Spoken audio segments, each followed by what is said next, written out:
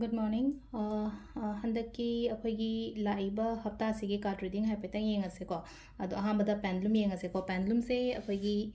lapis ki energy san haiseko. Sida ina pairi bandung se lapis lazuli in haiko. Lapis lazuli se pai ko yamna. Akhoi ne shinaba matam dako. Ado lapis lazuli gi kaino sina ko haidi energy sina haidi karamba haidi akhoi da guidance porake haibada haipedi yengaseko. Kaino masum khalla seko. Aina khalliba pot se haidi karamba thada natraga karamba numita natraga haidi chances leibra leitabra haibado adudo haipedi yengseko silaiseko ado no haina la engasidiko no haina la e lakpadi ko hadi aina hojik khaliba potse hojik ti thajadreko yam lapna hai tareko November December natraga June gumba kai gumba dumaina ju tagreko hojik ki oina haraga diko hadi ngasi hayengi handa haptagi oina haraga di dumaina di laktreko ado sida leire khoi ahambagi khoi keno ko haide pendulum dowsing gi guidance sida leire ko card message hai pe ding minor se ma'am card so hapetang yung minor se ko card ki message so hai pe ding ase card tere katang lo thok charage ipong numit ki matung inna 7 card ko haide numajing indoka ba lepa pokpa haina dumaina khalaga ko 5 first numajing leire indoka ba leba pokpa yumza kaisha sabon sen irai thang ko ado ngasai 7 card se dai ko hadi kari guide lak ke ko sai sai po numit to pick tor se ko hadi no majing po pangai yeng se ko hamba no majing po pangai yuna first la ise se le no ko monda yam nuai na le ko yam na hadi ke na mauna oiro amore yam na positive oina la ko anda ke ta se positivity hai tare ko positivity yam na oina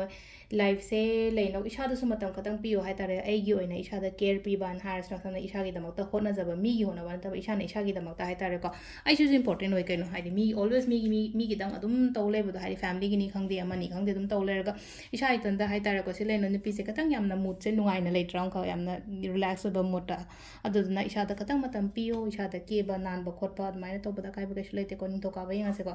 ning to ka ba se na musla je clear oi bu de am na hadi pot se clarity in has ne ko hadi na gai yet laga khot laga leiba khot pa leraga so hadi loina mak lambi se clear oi raga phajana thabak jangjan ba khopa admaina to admaina to lai ko le apo ko leba po ko sina musla je ko hadi control emotions ke ka je control thammo hadi thabak to matum da practically gumba admaina to wiba he tare ko nuai trine kho trine ka na admaina chapai mohta he tare ko sina ko gi le apo ore ko yumja kaisa gi oina silai se ko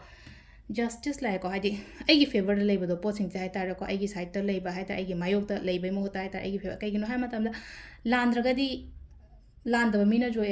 oi hai ba do ni ko silai se ko hadi landraga di landa ba mina joy oi do na ai gi favor da loina ma do maina gum ba lak pa aina ngam ba na has na ko mai tar ga du oi ko sisina ko gi yumja ka shagi le ko matang gi songon sen ko songon sen gi na musilen amana ma gi mateng gum ba tong ne ko hadi kana bo oi do hadi mana su kana ba aina su kana ba haras na ko samna hai ba da मा थबक तौमीनब मीसे ngasai gi partner haira se natraga ai partnership ta thabak to sum leina ko hadi adum kana minaba dumaina leibado oina oi ko aduga irai sina silai se ko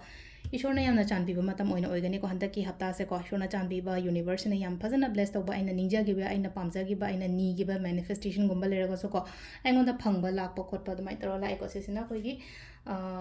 irai gi lere ko thangja gi sina mu section lo thangja gi mina ngang ba khotpa yam ka haina chat kanu ko mina ngang ba da chat kanu mi singse aingonda ka hani maning dagi attack tor ko na tawe ko adu na yari ngai se lei se ko hadi mina ngang ko pada yam ka na chor mina moni manipulate to buda chat kano adu go mingon da yam ka haina thaja gano hai ko se lei se ko sisna khoi gi thang jagi oina leire ko adu se leire khoi gi overall handaki hapta gi na pendulum ne adu ga card reading ga ma'am thank you